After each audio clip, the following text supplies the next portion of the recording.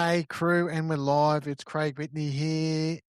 I'm your host of the Legacy Forge podcast, basically taking franchisees and small business owners from where they are now to where they want to be through learning from resilience and other people's failure, including my own. And this is an ongoing journey because I am actively building a franchise and a small business. So it's an active journey. It's not a look at me at the top with my rented aircraft and my, Lamborghini Veyron. No, we're building this together. All right, those that tune in, previous episodes have been from coaches, entrepreneurs, small business owners. It's all been lessons around failure. Yeah. So today's episode, this one's a big one because I've given it some thought and it's come to the trend of a Gen Z comfort term of burnout. Let that land for a minute. A Gen Z comfort term, burnout. And here's my 3-word sentence that sums up burnout. With all the crystal loving manifestors and the spiritual gurus and all the wannabes who give a fucking excuse about solid, hard work and losing their edge. Burnout's bullshit. I'll say it again. Burnout is bullshit. You're not burnt out. You're overwhelmed. And I've done a fair bit of research in the last couple of weeks, and this trend's been going on for the last few months, and I had to catch myself out because I started getting addicted to the language of burnout and nervous system reset and all these soft terminologies that is some sort of work avoidance scheme for building your fucking legacy. Really? Seriously? That's what it is. And it's taken to the realization of getting back around of my people, of the leaders who I hang around with, who are sitting at the success level of their businesses and their legacies that go, fuck, these guys are not burnt out, yet they do 80, 90 hours a week. How? How is this possible? It wasn't until a mentor of mine sat me down he's like, Craig, burnout's bullshit.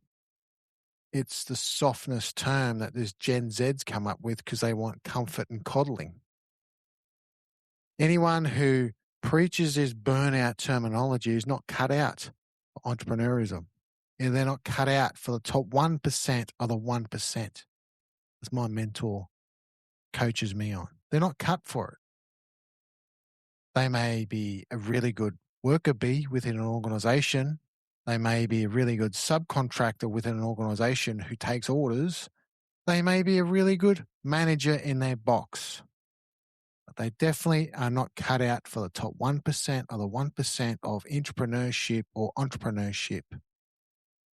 And this goes across board from franchisees to, independent entrepreneurs. Burnout's bullshit. It is bullshit. Stop it. Stop using that language. You're not burnt out. You are overwhelmed.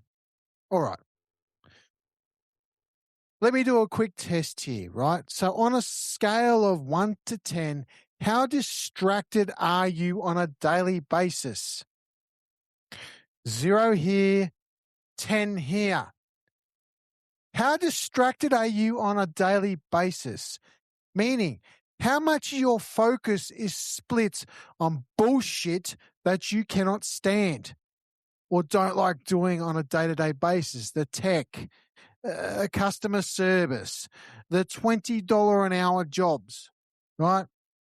That low-end, time-consuming tasks.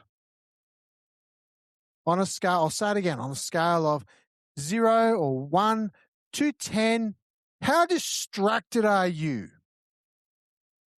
Now, if you go anything above a 6, You're lying to yourself.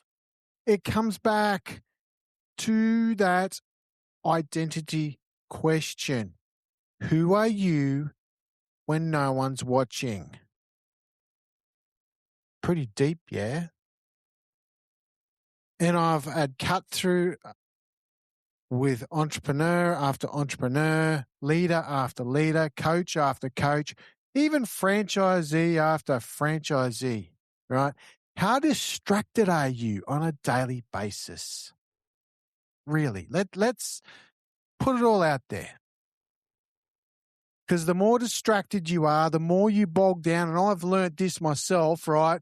Doing these repetitive tasks that I can't stand doing, that are brain numbing, that I absolutely fucking hate.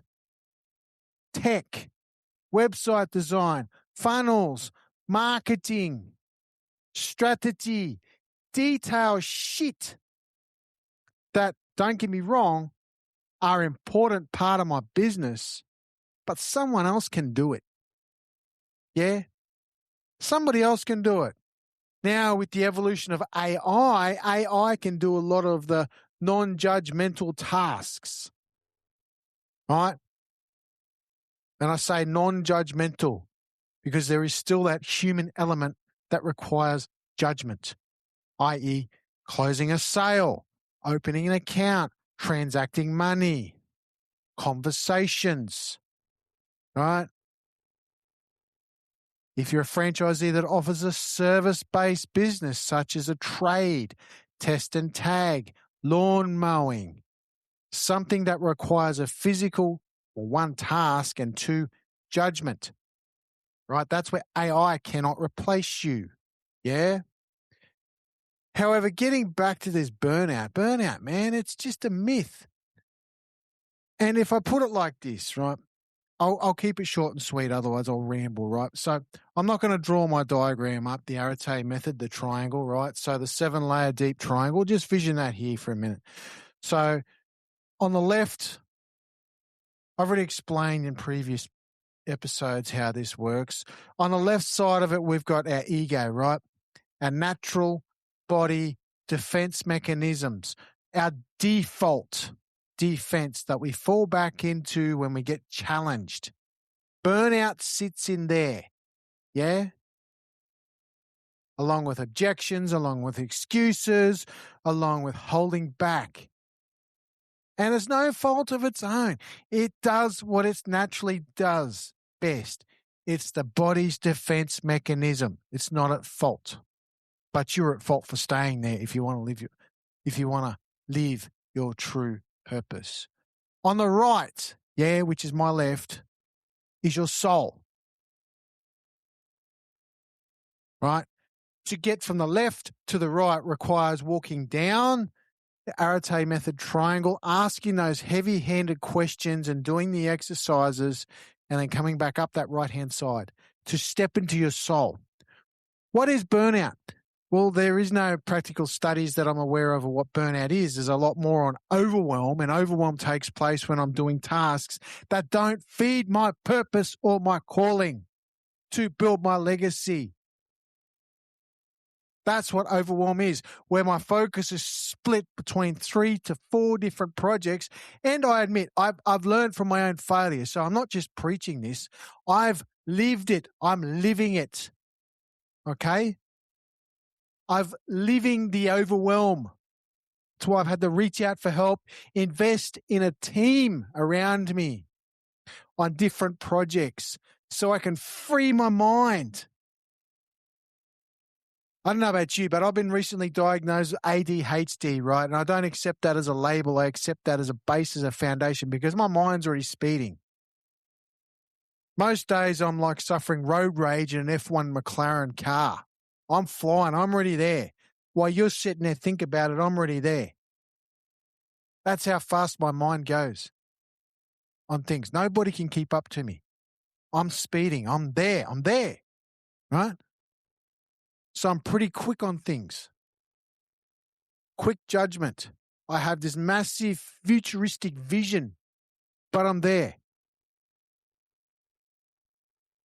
And it's only taken by clearing my mind of these overwhelming tasks. And I know I've made a mess on tech. I've had a go at it and I've made a mess, yeah? And it's just not my forte at this time. My forte is with people. My forte is in front of a microphone. My strength is being on stage with people. My strength is being with people. My strength is having that heart-to-heart connection with people. That passion, that ferocity with people. Seeing people change and transform from where they were to where they want to be and who they want to become. That 1% entrepreneur, that 1% franchisee. And I don't know a lot of franchisees that want to step up to this plate. Yeah. Majority of them like to swallow the system's Kool-Aid, and I'll do another episode on authenticity on that. But they're about, right? They're about. I'm one of them who want to be that number one franchisee, yeah? That dominate, yeah? That have this vision to have such an effect on an industry like an atom bomb. That's how obsessed I've become on this vision. Yeah? Coming back to burnout,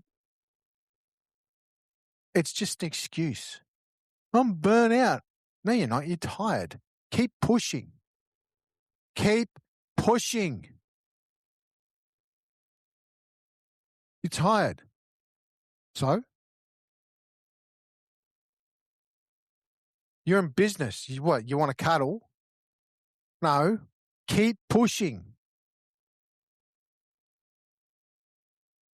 Right? Look at people who've got results on the board. Look up. The spiritual manifestors, they're broke for a reason, right? Right? The spiritual yogis and the spiritual gurus, the ones who want, have that wannabe life in Bali, doing the dance with the divine. They're all fucking broke. They're broke. They make money from flogging shit to you. Right? They're no more wealthier than someone flogging an affiliate marketing course on how to make money, because the person who created the course doesn't know how to make money, so he's created a course on how to make money because he wants to make money out of you buying it, not because it makes you money. Get what I mean? Look up. Invest in a coach with the results that you have and the lifestyle that you have, the values that you look for, more importantly, and look at the legacy. Yeah? Because at the end of the day, burnout's a myth. It is an absolute myth. It is soft comfort talk that come out of the Gen Z regime because they just want to cuddle because they can't handle work ethic. Look, you're in business. There's no exceptions, right? You're going to have late nights. You're going to be up to 3 a.m. There's some nights you're not going to sleep at all. Some days you'll go without sleep altogether. There's going to be days where you're going to sacrifice your family and miss out on your kids' football and whatever. That's the way it is.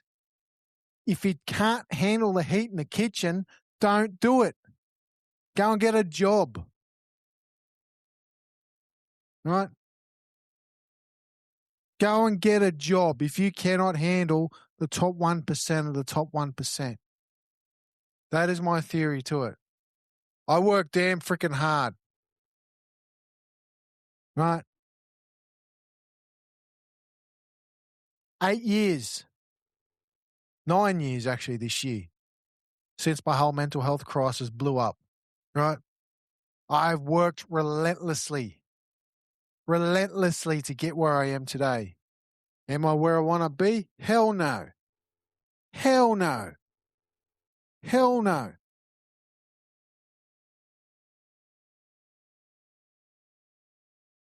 So I want to offer a couple of quick takeaways from this episode so it just doesn't sound like a ramble and a bit of a rage fest, because I'm fired up about it. I'm really pissed off about this coddling society that we have of burnout. I'm feeling burnout. Really? Righto. First step is take a step back, analyze what you are doing, right? If a task or a job's making you tired and stressed, it's not your genius, right? Outsource it as quick as possible, right? If it's stressing you out, if it's making you tired, right? Get someone else to do it as quick as possible, or see how much of it you can delegate to AI, right? Fast track it. It's sapping your energy. No wonder you feel overwhelmed. No wonder you feel tired. It's something or a task you don't like doing. You know, repetition is insanity. This is why laboring jobs and repetitive tasks are mind numbing. I haven't been able to hold a job longer than 3 years because I've walked, because of the repetition, the insanity that my mind goes. I can't handle it. I go crazy. I walk. I get bored. Right? So the first step is analyze what you're doing. Second step is do that scale. On a scale of 1 to 10, how distracted are you? Right? That really should be step 1. But anyway, measure yourself. Right? I get so fired up because I am in my genius right now. Podcasting, speaking, and now selling, right? Coaching. That fires me up. That gives me energy, right? I could do that 24 hours a day and still keep going. But tech, that left brain, that's finite for me. So I guess the third step is find your genius in you. Find where within your business, what lights you up the most. Your center of genius is what the speakers and the experts call it. Mine's coaching. Mine's being with people. Mine's having those heart-to-heart conversations. Mine's being in front of a microphone. Mine's being on stage. What's yours? So first step, analyze. Analyze what you're doing, and if it's sapping you, take a step back because you're not burnt out. You're just overwhelmed and tired. You're bored. Right? Second step is do that scale. On a scale of 1 to 10, how distracted are you? And the third step is, that's right, find your zone of genius within your business. Now, don't get me wrong. There's going to be days where you're going to have to do those jobs. And maybe early on in your business or your franchise, you will have to do those shitty jobs to get going, to begin with. I don't take away hard work, right?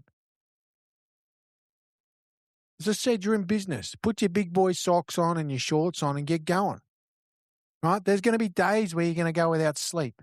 There's going to be days where you're going to have to sacrifice your family needs. There's going to be days where you're going to miss out on your kids' football, right? I'm a big fan of Kevin Harrington's philosophy, right? Business first, right? That is your livelihood.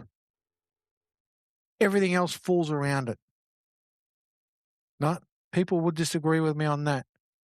But at the end of the day, the biggest problem that kills families and divorces is the lack of money. The biggest fights start with the lack of money, majority of the time. When the bills go unpaid, the stress goes through the roof. The emotions get on high and people start attacking one another. You're not doing this. You're not doing that. You're not contributing here. You're not contributing to that. That's where it all begins. And I'll tell you what, I love what I do, but I'm not building a charity. I'm building a legacy. And I want my foundation and I want myself well taken care of and not rely on a stupid job or the economic forces or to be limited where I can live. And I want to do what I love, even if I do it 20 hours a day, because it gives me energy. So it should you too. All right, guys. That's it for today's episode. I've rambled a little bit. Like, subscribe, Spotify, YouTube, Apple Podcasts, and share with a mate. And I'm offering a free 30-minute one-on-one connection call out there to anyone who is inspired by this. Let's connect. Let's have a conversation. Let's see if we can partner and help each other. All right? Anyways, guys, see you next time. Bye for now.